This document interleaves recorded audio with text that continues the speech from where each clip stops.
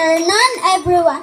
This is Aaron Andre Villanueva of grade 3 ISO. Poot, poot, poot.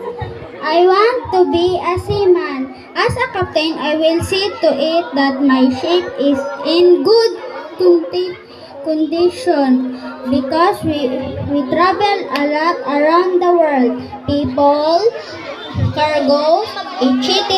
that we all need. I'm your captain, bon voyage!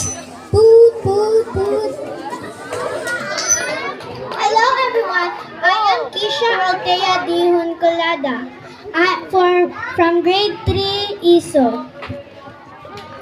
Coffee, tea, or me?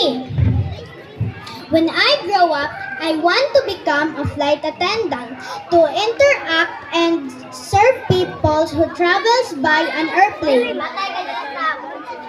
Have a break time, coffee, tea, or me.